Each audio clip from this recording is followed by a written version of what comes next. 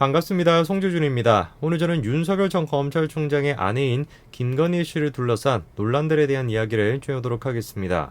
윤석열 전 검찰총장이 최근에 이제 대선 출마 선언하고 난 뒤에 계속해가지고 꼬리표처럼 붙어 나오고 있는 것이 바로 윤석열 X파일이라는 것이죠. 그냥 찌라시에 불과한 윤석열 X파일이 여당의 지금 정치적인 목적과 그리고 또 언론사들 또한 마찬가지로 정치적인 목적으로 연관되어 있는 그런 지금 언론사들로 인해가지고 계속해가지고 부각이 되고 있는 것입니다. 그리고 윤석열 X파일에 등장하는 또 다른 지금 얘기가 뭐냐? 여러분들이 아마 기사를 보시면서 보셨을 줄리라고 하는 이름입니다. 오늘 제가 영상을 통해서 좀 말씀드리고자 하는 것이 무엇이냐면 도대체 줄리가 뭐냐? 내가 기사 제목을 보니까 막 줄리가 됐건 윤석열 X파일이 됐건 뭐 김건희 씨가 됐건 그런 얘기들이 나오는데 이거 막 복잡해가지고 뭔지 모르겠다라고 하시는 분들, 그분들을 위해서 제가 지금 영상을 찍습니다. 도대체 윤석열의 아내인 김건희 씨와 관련돼서 어떤 지금 소문이 나오고 있는 것인지, 그리고 그 소문에 근거가 있는 것인지, 그거에 대한 이야기를 좀 해보고자 합니다. 같이 한번 보시죠. 최근 들어가지고 윤석열 전 검찰총장의 아내인 김건희 씨가 논란이 되고 있습니다. 특히나 유튜버들과 언론사들을 중심으로 해가지고 줄리라고 하는 얘기가 나오고 있는데요. 도대체 줄리라고 하는 것이 뭔지를 알아보기 위해서 김건희 씨에 대해서 좀 살펴봐야 되겠습니다. 김건희 씨는 72년생으로 올해 나이가 49세입니다. 그리고 김건희 씨는 사업가인데요. 코바나 컨텐츠라고 하는 문화예술을 담당하는 그런 사업체를 운영하고 있죠. 자, 그렇게 사업가 활동을 했었던 김건희 씨는 2012년도에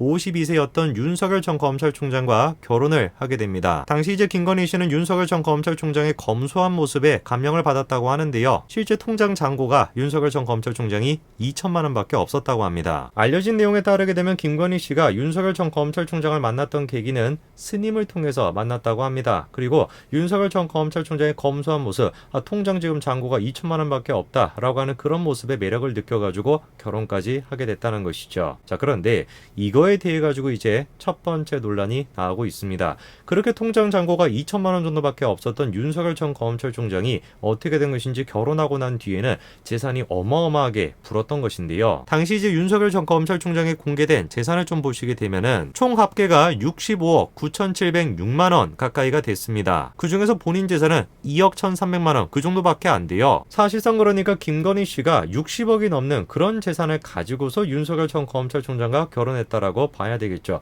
그러니까 이제 궁금증이 생기게 되는 것입니다. 아니, 무슨 뭐 사업을 하는 사람이 뭘로 사업을 했길래 저렇게나 많은 돈을 벌 수가 있는 것이냐. 이 김건희 씨가 운영하고 있다라는 그 사업체에 대해 가지고 사람들이 관심을 갖기 시작한 것이죠. 김건희 씨가 운영하고 있는 코바나 컨텐츠는 한마디로 얘기해서 공연 사업체인데요. 유명한 공연들을 많이 개최를 했습니다. 자, 그런데 전시에 대해 가지고 김건희 씨가 다음과 같이 인터뷰를 한 적이 있습니다. 큰 전시를 한다라 그래서 돈을 많이 벌 수 있는 게 아니라는 거죠. 자신은 그럼 뭘 통해 가지고 돈을 벌었다라는 것이냐? 1990년대 후반에 IT 붐이 일어났을 때 주식으로 돈을 많이 벌었고 그걸로 사업체를 운영해서 재산을 불렸다는 것이죠. 그런데 그때 당시에 김건희 씨가 주식을 통해서 얼마만큼의 돈을 벌었다라는 것인지, 그리고 그렇게 번 돈으로 어떤 종류의 사업체를 했다라는 것인지 그게 지금 명확하지가 않다 보니까 그거를 가지고 지금 묘한 이야기가 나오고 있습니다. 현재 지금 여당 쪽에서 공격하고 있는 게 이런 내용입니다. 김건희 씨가 일단 개명을 했다는 것인데요. 해당 주장을 하고 있는 사람은 바로 정대택이라고 하는 사업가입니다. 누군지 조금 모르시는 분들이 계실 수가 있는데, 논란이 되고 있는 윤석열 검찰총장의 장모와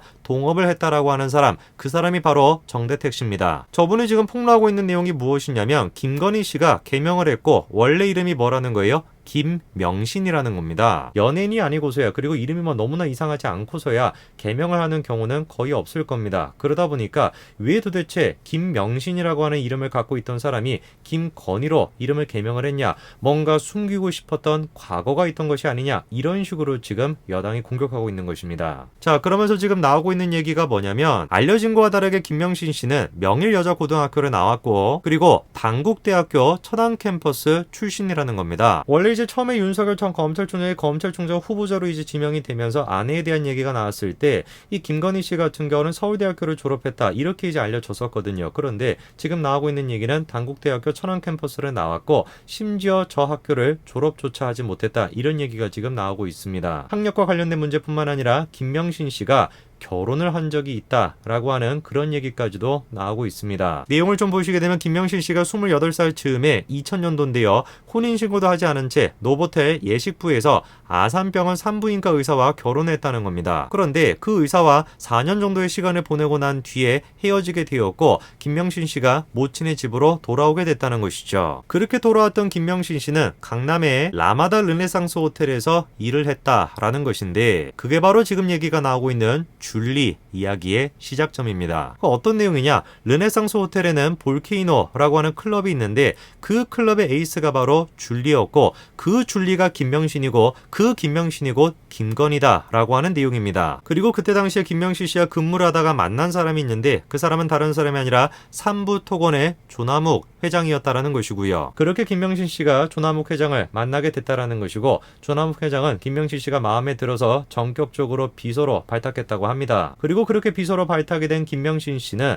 자신의 어머니와 관련된 사안에 대해서 조남욱 회장한테 부탁을 하게 되는데요. 당시 그러니까 김명신 씨의 어머니 윤석열 검찰총장의 장모가 동업했던 정대택 씨와 재판 중이었는데요. 그때 조남욱 회장이 소개시켜줬다라고 하는 사람이 바로 양재택 검사라는 것입니다. 자, 그런데 여기서 또 마찬가지로 얘기가 좀 지저분하게 되는데요. 양재택 검사는 결혼한 상태였고요. 그리고 자식까지도 있었습니다. 그런데 김명신이 양재택 검사와 서울 아크로비스타 그 아파트에서 동거를 했다. 이런 지금 이야기가 나오고 있죠. 그러니까 지금 갖다 붙일 수 있는 얘기는 다 갖다 붙이고 있는 겁니다. 술집 여자 출신인 것이다. 근데 거기서 끝나는 것이 아니라 회장 누구를 만나가지고 그 사람의 소개로 지금 검사를 소개를 받았고 가정이 있었던 사람임에도 불구하고 그 사람과 동거까지 했다. 누구를 위해서? 자신의 어머니의 재판을 위해서 갖다 붙일 수 있는 모든 소재는 지금 다 갖다 붙이고 있는 것이죠. 그리고 이 사람들이 지금 하는 얘기가 뭐냐면 저 양재택 검사가 검사장으로 승진하는데 실패했대요. 그래가지고 이제 김명신이라고 하는 사람이 새로운 인물로 대체하게 되는데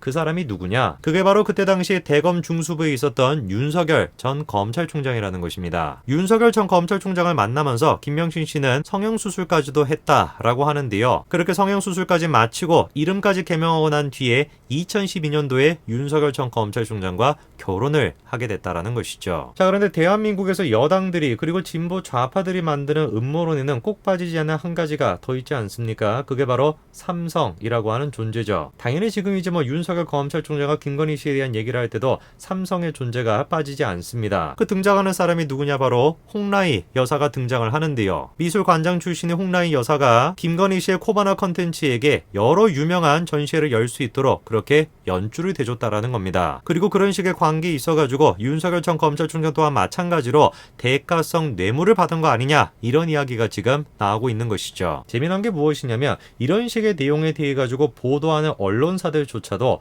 확인된 얘기가 아니다라는 식의 전제 조건을 붙이고 있다라는 것인데요. 확인되지도 않은 그런 얘기를 뭐하러 전달을 하겠습니까? 이유가 간단한 것이죠. 가십거리로 지금 쓰는 것이고 윤석열 검찰총장에 대해 가지고 그냥 흠집내기 용으로 만들어내고 있는 얘기 그게 다인 것입니다. 그래서 제가 한번 사실관계 몇 가지를 좀 짚어드리겠습니다. 자, 아까 전에 문제가 됐던 양재택 검사에 대해 가지고 실제로 다음과 같이 수사가 진행이 됐었습니다. 그러면서 정대택의 사건에 압력을 행사한 사실로 고소를 당했다라고 하는 내용인데 결과는 어떻게 됐습니까? 누명으로 끝났죠. 그리고 윤석열 전 검찰총장에 대해서도 다음과 같은 민원의 내용들이 있었습니다. 내용은 아까 전에 제가 말씀해드렸던 그런 내용들이 나와 있습니다. 양재택에 내연녀와 어쩌고저쩌고 출입을 하면서 압력을 행사했다 그런 내용인데 당연히 결과는 마찬가지로 누명으로 끝났죠. 그러니까 이미 양재택이라고 하는 사람에 대해서 저런 식의 내용이 있었고 그거에 대해서 수사까지도 진행이 됐습니다. 결과는 뭐라는 거예요? 누명이라는 것이고 윤석열 전 검찰총장에 대해서도 다 지금 논의가 됐던 내용인데 뭐라는 겁니까?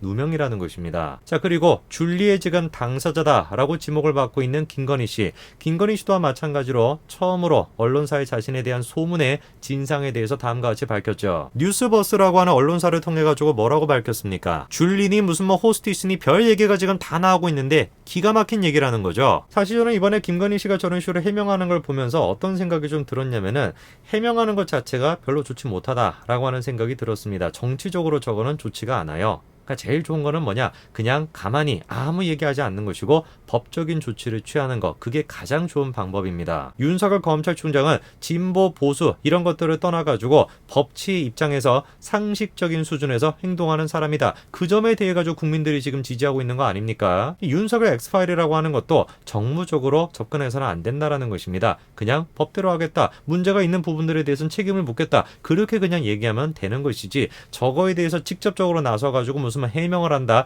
해명을 하면 할수록 일반적인 국민은 지금 김건희 씨를 보면서 줄리라고 하는 이미지를 떠올리게 된다는 것이죠. 언제까지 대한민국의 정치가 이런 식으로 야만적이고 지저분해야 되는지 모르겠습니다. 적어도 문재인 정권과 더불어민주당이 끝장나기 전까지는 계속해가지고 이런 식으로 더러운 정치판이 될 것 같습니다. 오늘까지 말씀드리겠습니다. 감사합니다.